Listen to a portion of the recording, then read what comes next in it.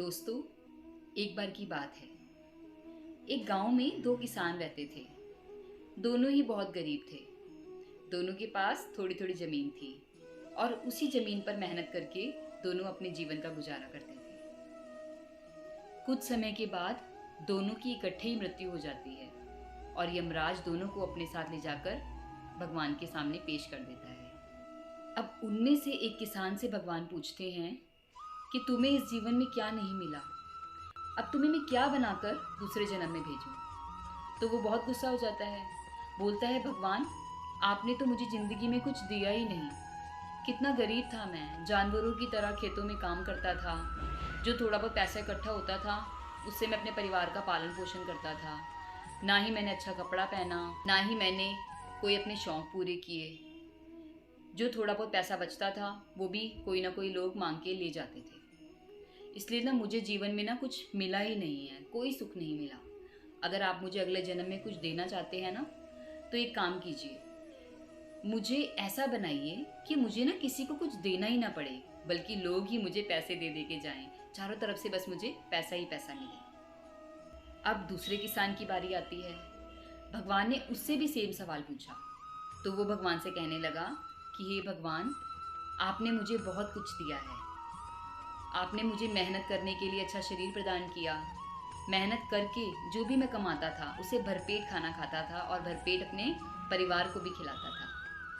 मेरे पास सब कुछ था आपकी कृपा से। जो थोड़ी बहुत कमी थी वो ये थी कि मेरे घर में अगर कोई आता था ना, तो मेरे पास इतना कुछ बचता नहीं था कि मैं उसको दे पाऊँ। तो अब मैं आपसे ये चाहता हूँ कि मुझे आप ऐसा जीवन दीजिए जिसमें जो भी मेरे घर पे आए वो कभी खाली ना लौटे। मेरे पास इतना कुछ हो कि मैं सबको दे पाऊँ। हे प्रभु, आप मुझे इतना दीजिए जहाँ में कुटुंब समाए, मैं भी भूखा ना रहूं और मेरा साथ भी भूखा ना जाए। ये सुनकर भगवान बहुत खुश हो जाते हैं। अब कुछ टाइम के बाद दोनों को ही दूसरा जन्म मिलता है। दूसरे जन्म में वो दोनों बड़े हो जाते हैं और आप जानते हैं कि वो दोनों क्या बने। जिस पहले किसान ने भगवान से कहा था कि मुझे किसी को कुछ देना ही ना पड़े, बस मुझे चारों तरफ से मिलता रहे, वो गांव का बहुत बड़ा भिखारी बना, जिसके पास सच में देने के लिए कुछ नहीं था। उसे सब उसके कटोरे में पैसे डाल डाल के चले जाते थे। और जो दूसरा किसान था जिसने भगवान से मांगा था कि मुझे इतना देना कि मेरे घर से कोई खाली ना जाए, उसे भगवान ने गांव का सेठ बनाया।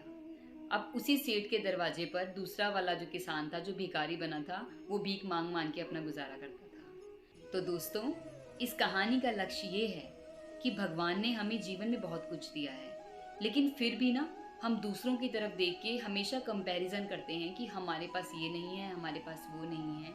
हमेशा एक बात याद रखिएगा कि जो प्राप्त है वही पर्याप्त है। दूसरों को देख देख के हम अपने पास जो कुछ है ना, उसका भी आनंद नहीं उठा पाते। भगवान ने हर इंसान को सोच समझ कर ही बनाया है। हर इंसान को सोच समझ कर ही सब कुछ दिया है। बस आपको जो भी दिया है आप उसका पूरा आनंद उठाइए, खुश रहिए और दूसरों के प्रति भी सेवा भाव रखिए। अगर आपको मेरी कहानी पसंद आई हो तो इस कहानी को शेयर करना ना भूलिएगा और मेरे चैनल को सब्सक्राइब करना मत भूलिएगा।